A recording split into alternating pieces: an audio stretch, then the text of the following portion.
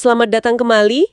Pernah kepikiran nggak kalau sarapan itu bisa jadi semacam kunci rahasia buat vitalitas, apalagi nih buat pria di atas 60 tahun? Menarik sekali topiknya.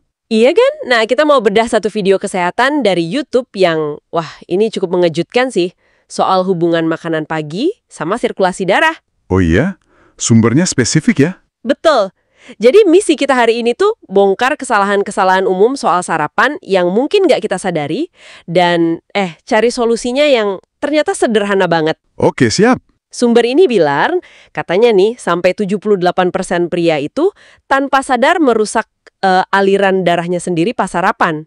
Dan ini katanya bukan cuma soal umur loh. Wah, angka yang cukup tinggi ya? Makanya, oke deh, mari kita gali lebih dalam soal ini. Silakan. Jadi di video itu dibahas soal istilahnya kerusakan pembuluh darah. Ya, penyempitan arteri gitu, yang katanya umum terjadi pada pria lansia. Iya, aterosklerosis dan pengerasan arteri itu memang isu ya. Nah, tapi penyebabnya menurut video ini bukan cuma umur, tapi justru apa yang Anda makan pertama kali di pagi hari. Katanya setelah tidur, tubuh itu kayak lagi stres puasa. Maksudnya? Arterinya cenderung lebih kaku, darahnya juga agak lebih kental gitu. Iya, paham. Makanya pagi hari itu momen yang sangat krusial ya.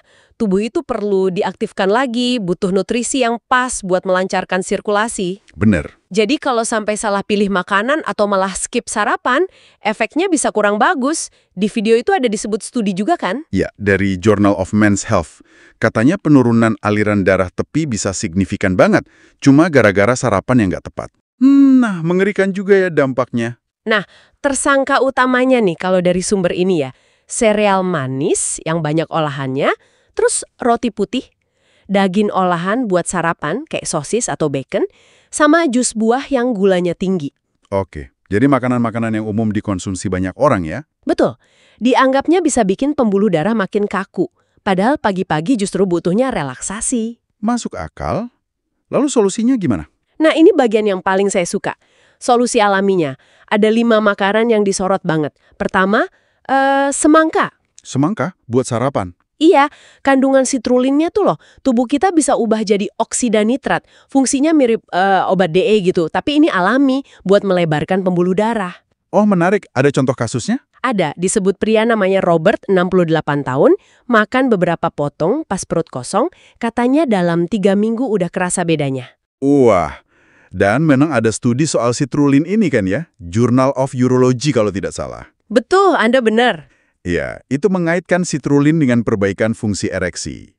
Tapi poin pentingnya tadi, anjuran sumbernya, makan pas perut kosong ya? Ya, pertama kali di pagi hari. Termasuk bagian putih deket kulitnya tuh katanya kayak citrulline juga, biar penyerapannya maksimal. Oke, dicatat. Berikutnya apa? Nah, dari buah kita geser ke biji-bijian. Kombinasi oatmeal yang steel cut sama biji chia. Steel cut oats ya, bukan yang instan. Bukan. Yang ini katanya punya beta-glukan, bagus buat bantu bersihin kolesterol. Terus chia kayak omega 3 sama magnesium, buat bikin rileks dinding pembuluh darah. Kombinasi yang bagus. Ada contohnya juga. Pria insinyur 72 tahun, Henry, katanya sirkulasinya membaik drastis. Ya, penelitian yang dirujuk kayaknya dari Harvard ya. Memang nunjukin hubungan oats dan biji-bijian utuh itu sama fleksibilitas arteri yang lebih baik. Oke. Saran praktisnya tadi gimana? Masaknya agak lama ya steel cut oats itu? Iya, sekitar 20-30 menit, terus chianya masukin di akhir-akhir aja. Oke, noted. Lanjut.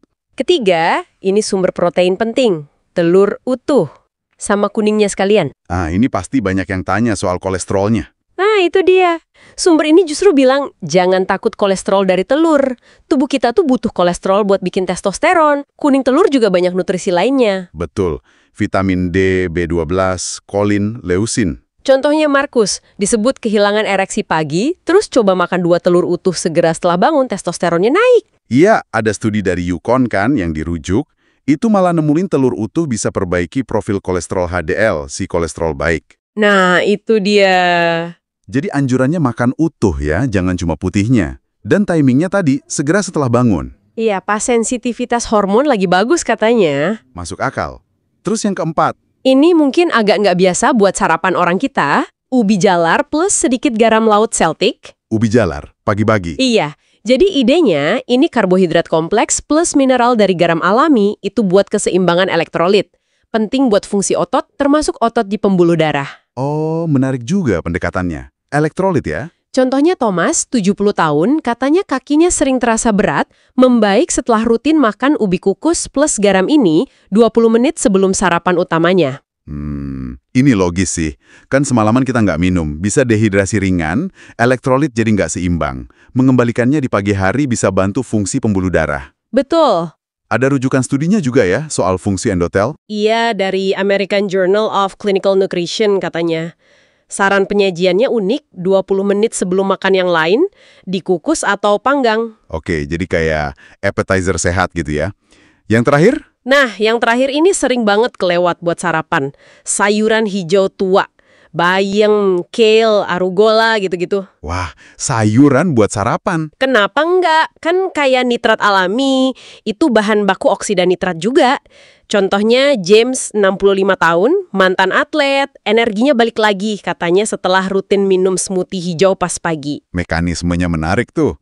Nitrat dari sayur diubah tubuh jadi oksida nitrat, terutama di area yang butuh sirkulasi lebih baik. Oh gitu ya? Iya. Ada penelitian yang dikutipkan, Journal of Applied Physiology sama dari Universitas Exeter. Itu ngaitin nitrat sayuran sama perbaikan aliran darah bahkan performa fisik. Wow! Dan lagi-lagi, sarannya pas perut kosong ya. Bisa smoothie atau mungkin ditumis sedikit. Iya, betul. Jadi, kalau dirangkum nih ya, buat Anda yang menyimak, sumber ini nyaranin semacam protokol pagi sederhana. Gimana tuh langkah-langkahnya? Pertama, pas bangun tidur, minum air hangat campur sejumput garam laut Celtic. Oke, rehidrasi dan mineral. Terus tunggu 10 menit. Nah, baru makan salah satu peningkat sirkulasi tadi. Bisa semangka, atau sayuran hijau, atau ubi jalar itu. Dipilih salah satu ya? Iya, pilih salah satu. Terus tunggu lagi 15-20 menit, baru deh sarapan utama yang kaya protein. Misalnya telur utuh tadi, atau oatmeal plus chia. Jadi ada jeda waktu antar komponen ya? Kenapa timingnya dibuat gitu? Nah, itu dia pertanyaannya. Pengaturan waktu ini kayaknya didasarkan pada ide penyelarasan sama ritme alami tubuh kita, ritme sirkadian.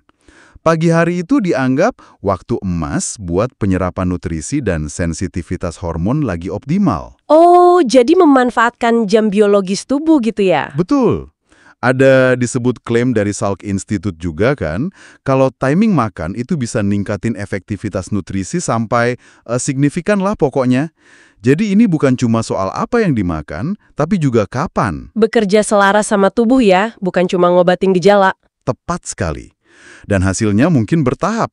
Bisa jadi hari-hari pertama energi mulai naik, seminggu kemudian vitalitas terasa beda, terus respons fisik yang lebih jelas mungkin dalam 2-3 minggu. Oke, jadi intinya, kalau dari sumber yang kita bedah ini, perubahan sarapan yang kelihatannya simpel aja, itu bisa ngasih dampak besar loh buat sirkulasi dan vitalitas. Sekaligus menantang anggapan kalau, ya penurunan kondisi itu pasti gara-gara umur aja. Ya, memberikan harapan dan solusi praktis ya. Banget. Nah, sebagai penutup nih, buat Anda renungkan. Kalau makanan pertama di pagi hari aja bisa sekuat itu pengaruhnya ke sirkulasi, kira-kira area kesehatan Anda yang lain mana lagi ya yang mungkin bisa ditingkatkan cuma dengan ngatur apa dan kapan Anda makan pertama kali setiap hari? Pertanyaan yang bagus untuk direnungkan. Oke deh, terima kasih banyak sudah menyimak pembahasan kita kali ini. Sampai jumpa. Sampai jumpa.